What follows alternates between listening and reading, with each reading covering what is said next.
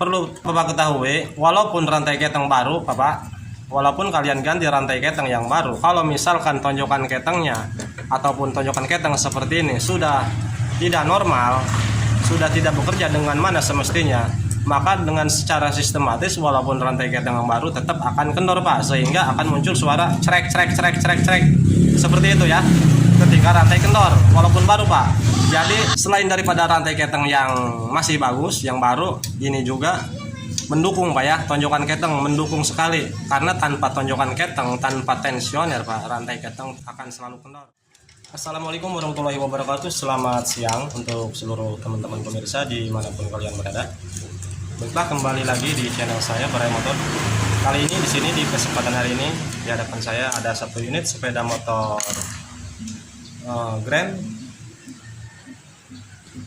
Grand tahun lama, motor tua teman-teman ya. Sama dengan Supra X, dan generasi yang terbaru, sistem kinerja di bagian rantai keteng, cara kerja rantai keteng sama dengan Blade Absolute Revo, itu sama sistem kerja keteng itu kinerjanya hampir sama. Nah, kali ini kita akan tunjukkan cara pemasangan rantai keteng, khususnya untuk para pemula yang belum paham tata cara pemasangan rantai keteng di tipe mesin seperti ini, Supra ataupun Grand. Karena untuk pemasangan rantai keteng di mesin seperti ini beda dengan mesin-mesin yang lain. Contohnya seperti di Supra X125 maksud saya, Karisma, ataupun di kendaraan-kendaraan lainnya di Yamaha seperti Jupiter, Pegayet, itu beda teman-teman untuk cara kinerja rantai keteng itu sendiri. Nah, sebelum kita lanjut ke pemasangan, di sini kita akan sedikit menjelaskan, karena banyak teman-teman pengendara yang mengeluh, banyak keluhan dari pengendara, dari konsumen, setelah pergantian rantai keteng yang baru, namun umur rantai keteng tersebut yang sudah dipasang sebelumnya tidak pernah awet teman-teman. Jadi dari mana permasalahannya? Di sini akan sedikit kita jelaskan. Ini khusus di tipe ataupun kinerja rantai keteng seperti ini teman-teman ya, perhatikan. Nah, karena di sini beda Pak, untuk mengencangkan sistematisnya bukan di sini teman-teman, beda dengan di Supra X125 untuk tensioner ataupun tonjokan ketengnya. Untuk di Supra 125 ataupun Karisma ini letaknya berada di atas buring teman-teman ya, untuk tonjokan keteng, untuk mengencangkan rantai keteng itu sendiri Pak ya. Nah, perlu Bapak-bapak ketahui, walaupun rantai keteng baru Bapak, walaupun kalian ganti rantai keteng yang baru, kalau misalkan tonjokan ketengnya ataupun tonjokan keteng seperti ini sudah tidak normal, sudah tidak bekerja dengan mana semestinya, maka dengan secara sistematis walaupun rantai keteng yang baru tetap akan kendor Pak, sehingga akan muncul suara crek seperti itu ya, ketika rantai kendor walaupun baru Pak. Jadi selain daripada rantai keteng yang masih bagus, yang baru, ini juga mendukung Pak ya, tonjokan keteng mendukung sekali, karena tanpa tonjokan keteng, tanpa tensioner Pak, rantai keteng akan selalu kendor. Nah, banyak teman-teman pengendara mengeluh setelah mengganti rantai keteng yang baru sebelumnya, namun tidak pernah awet. Di sini akan kita jelaskan. Untuk di sistem seperti ini Bapak, perhatikan terlebih dahulu cara pemasangan rantai keteng dengan sistematis seperti ini, cara seperti ini, tekniknya seperti ini Pak ya, sistemnya maksudnya. Nah, di sini ada sebuah tonjokan Pak. Ini sebagai tonjokan ataupun tensioner juga, namun di sini sistematis juga, sama untuk di atas juga yang di Supra. Sebenarnya cara kerjanya sistematis teman-teman ya, namun banyak teman-teman pengendara yang gagal paham, ketika rantai kendor minta disetel ulang dari tonjokannya Pak. Sebenarnya itu kalau semuanya dengan berjalan normal Pak, tidak harus disetel ulang dengan cara manual Pak ya, karena pada dasarnya semua akan dengan kerja sistematis. Ketika rantai keteng mengalami kendor dengan secara bertahap gitu kan, maka si tonjokan keteng akan menekan dengan sendirinya Pak. Jadi tanpa harus di setel manual Pak ya. Nah, barangkali teman-teman menemukan ketika disetel ulang rantai keteng hilang berisiknya, kencang lagi gitu kan. Nah, itu sudah dipastikan Pak, Ketika rantai mengalami kendor, disetel ulang di bagian tonjokan ketengnya menjadi normal, menjadi kencang rantainya, itu sudah dipastikan bahwa tonjokan ketengnya sudah tidak normal, sudah tidak bekerja dengan mana semestinya. Walaupun Bapak setel motor sembuh berisiknya, itu tidak akan lama Pak, tidak akan pernah lama rantai keteng akan kendor lagi, dikarenakan tonjokan ketengnya sudah lemah gitu kan. Oke, paham sampai di sini Pak ya? Nah, untuk cara kerja keteng di motor ini, di mesin ini, nah di sini sistematis menggunakan oli Pak. Nah, yang mana ketika ini penuh dengan oli, memompa oli bagian tonjokan keteng ini Pak. Nah, ini sini ada lubang Pak ya, ini akan masuk oli. Nah, ketika ini penuh dengan oli, ini akan menekan Pak, dia akan menekan, tidak akan sampai turun tuh, ini keras Pak. Nah, di sini perlu diketahui cara pemasangan rantai keteng di sistem motor seperti ini, Absolute Repo, Blade, Supra, dan sejenisnya seperti ini. Ini sama Pak ya. Perhatikan sebelum pemasangan rantai keteng yang baru, usahakan oli yang berada di dalam sini Pak, di pompa oli ini, di stud keteng ini dikeluarkan Pak ya. Karena ini tuh, ini keras, tidak akan bisa turun Pak, tanpa oli dibuang dulu Pak ya. Makanya kalau misalkan rantai keteng langsung dipasang ke sini, maka si rantai keteng di sini akan secara dipaksa untuk sampai terpasang ke bagian gigi nok, sehingga rantai keteng akan mengalami kerja berat karena tingkat kekencangannya di luar batas yang sudah ditentukan oleh pabrikan gitu kan. Jadi caranya kendorkan seperti ini teman-teman ya. Kalau misalkan langsung dipasang, maka rantai keteng tidak akan pernah awet karena dipaksa gitu kan. Jadi harus bisa menyesuaikan si tonjokan keteng ini. Nah, ketika kita buang, ini akan turun Pak. Tuh. Sekarang kita perlihatkan. Nah, kita perlihatkan Pak ya. Untuk tonjokan ketengnya ini, studnya. Tuh, ini keras Pak. Ini keras karena di sini sudah penuh dengan oli Pak ya. Nah, sekarang kita buang olinya. Nih. Di bawah ada sebuah baut berukuran 10. Nah, yang ini dibuka Pak. Ini dibuka. Sebelum pemasangan rantai keteng yang baru, ini dibuka dulu Pak ya. Nah, sekarang kita tekan menggunakan tangan saja cukup Pak. Wah, keras dik Pak. Nah, oke. Wow. Jadi oli yang sudah terjebak di dalam setut ataupun pompa oli setut ini, dia dibuang Pak ya. Jadi kalau misalnya ini tanpa dibuka, si oli tetap di dalam sehingga ini tidak akan bisa turun Pak. Yang mana ketika pemasangan rantai keteng baru, ini akan agak sedikit turun Pak ya, dikatakan rantai keteng masih kencang gitu kan, belum aus. Nah, barangkali teman-teman pemasangan sesuai gitu kan, sesuai prosedur pemasangan tepat, namun rantai tidak pernah awet, bahkan tidak pernah sembuh gitu kan, diganti rantai keteng tetap kendor ataupun berisik. Permasalahannya bisa dari sini Pak ya, bisa permasalahannya dari pompa oli ini, setut ini, karena ini sistemnya, jadi oli bisa masuk namun tidak bisa keluar Pak ya. Nah, yang mana kalau misalkan ini sudah error Pak, walaupun ini ditutup, di sini sudah masuk oli, ini tetap akan main seperti ini Pak, tidak akan keras, si oli tidak akan menahan sehingga oli keluar terus gitu kan, karena ininya sudah bermasalah. Makanya rantai keteng juga akan tetap keluar walaupun baru.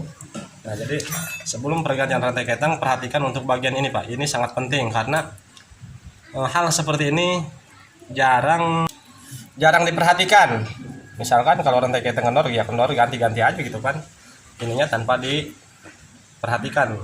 Kalau ininya masalah, maka motor tetap akan kendor rantai ketengnya Pak. Nah, sekarang kita pasang rantai keteng yang baru Pak ya.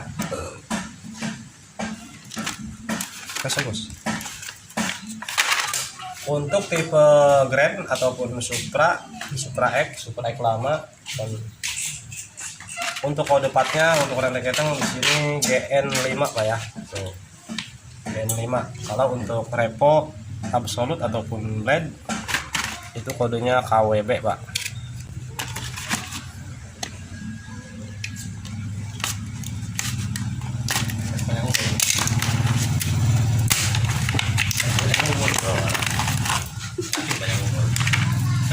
Ini rantai keteng baru Pak ya. Untuk cara pemasangan rantai keteng,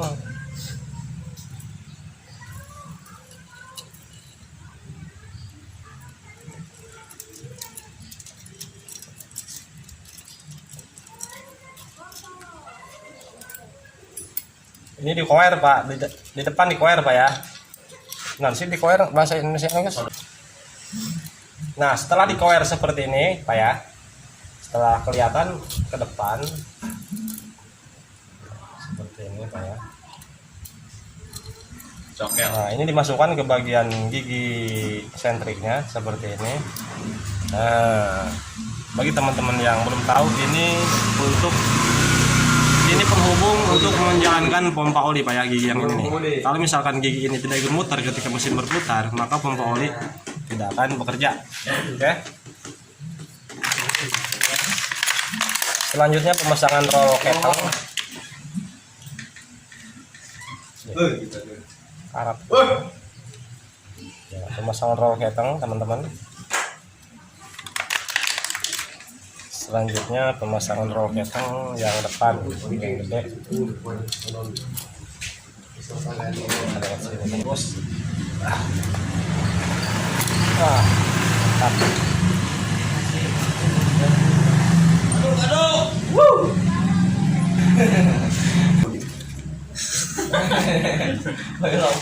Alhamdulillah. Udah bakalan 2000 balik boleh kita.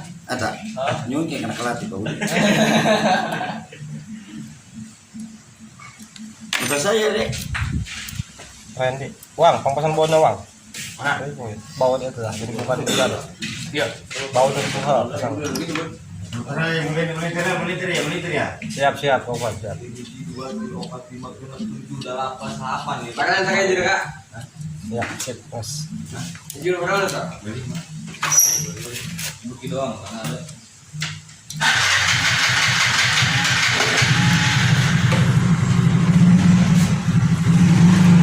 Oke teman-teman, setelah terpasang untuk bagian roll keteng belakang maupun depan, nah di sini pastikan mana stang mana.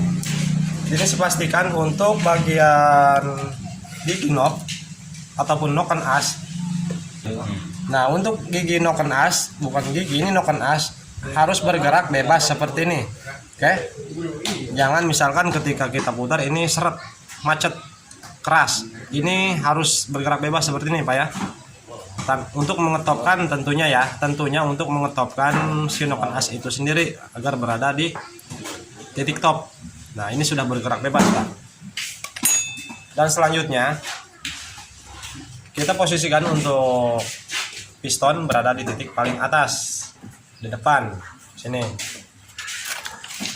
Caranya ini kita putar untuk truk asnya, putar seperti ini. Kita putar agar si coakan sepi magnet nih, ini dari coakan sepi magnet, alur sepi magnet ini harus berada di depan Pak, lurus seperti ini ke depan, lurus coakannya. Itu tandanya bahwa piston sudah berada di titik paling atas. Jadi tanpa harus melihat piston itu sendiri. Jadi kita acuannya ke bagian coakan magnet yang berada di truk as. Nah seperti ini, kurang lebih seperti ini Pak ya. Nah oke. Nah kurang lebih seperti ini. Ini coakan menghadap ke depan, lurus. Oke. Coakan sudah berada di depan, menghadap ke depan, lurus ke coakan yang ini Pak ya. Mana coakannya? Sudah tidak terlihat teman-teman. Seharusnya di sini ada tanda untuk meluruskan antara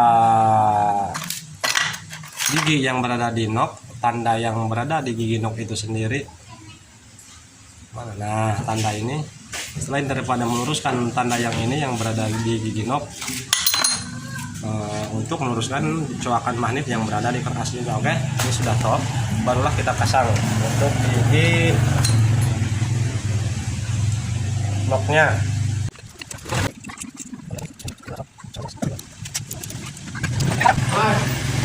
Nah teman-teman, kurang lebih seperti ini teman-teman ya. Coakan menghadap ke depan, coakan sepi magnet membelur. Nah tanda yang berada di gigi nok ini hampir tidak kelihatan Pak ya untuk tandanya, karena di sini sudah aus. Tanda yang berada di gigi nok ini juga lurus dengan tanda yang berada di sini teman-teman ya, karena ini sudah amburadul, penampakannya sudah tidak ada tanda. Pokoknya lurus di tengah seperti ini Pak ya, dari keras sampai ke depan. Tanda sini harus lurus dengan tanda di gigi nok. Oke. Nah, perhatikan di sini teman-teman. Nah, di sini untuk lubang baut tuh, untuk lubang bautnya ke noken asnya ini tidak sampai Pak ya.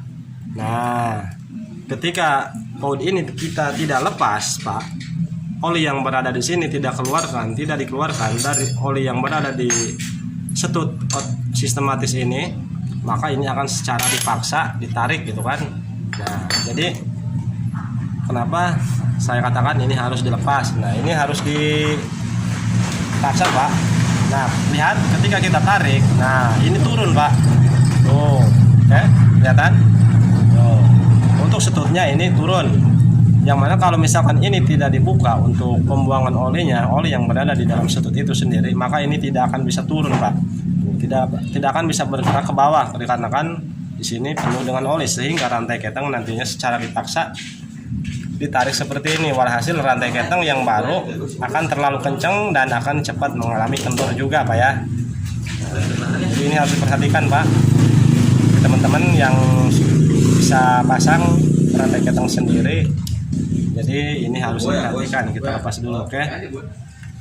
Nanti setelah ini terpasang, maka di sini akan menyesuaikan dengan sendiri volume oli yang masuk ke dalam sini harus seberapa gitu kan? Akan menyesuaikan dengan kekencangan rantai keteng itu sendiri. Ini tinggal dipasang teman-teman ya.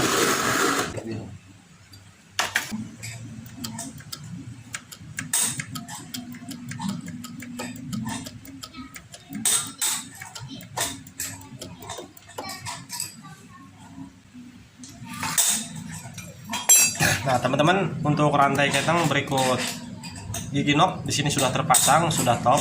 Nah, perlu diperhatikan di sini Pak ya.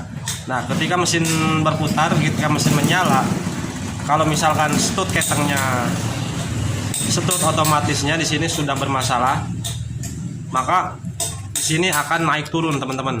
Tuh, akan ada tekanan ke bagian roll keteng yang di belakang. Ketika mesin menyala, maka di sini akan tertekan, akan keangkat oleh rantai keteng itu sendiri, sehingga rantai keteng akan mengalami kendor kenceng. Walhasil akan muncul suara berisik juga Pak ya. Nah, jadi selain daripada rantai keteng yang baru, ini juga harus normal teman-teman ya. Tuh, oke. Kalau misalkan tidak normal, ini akan turun Pak. Tuh, seperti ini. Karena ini kita lepas untuk pembuangan olinya, maka ini bisa bergerak ke bawah. Sekarang kita tes, kasih oli, namun di sini tutup dulu. Ya, tutup dulu untuk lubang pembuangan oli yang berada di setut keteng itu sendiri. Jadi selain daripada per, di sini kan ada sebuah per. Nah, ini kan bisa naik turun tuh karena di dalamnya ada per, ada pegas. Namun tidak cukup hanya mengandalkan per teman-teman. Ya, ketika rantai keteng sudah kencang yang sesuai yang dibutuhkan oleh mesin tersebut, maka ini akan diam tidak akan terus naik ke bawah, naik enggak gitu kan. Ke bawah akan tertahan oleh oli yang sudah masuk ke setut itu sendiri ke atas, menyesuaikan dengan kekencangan rantai keteng tersebut.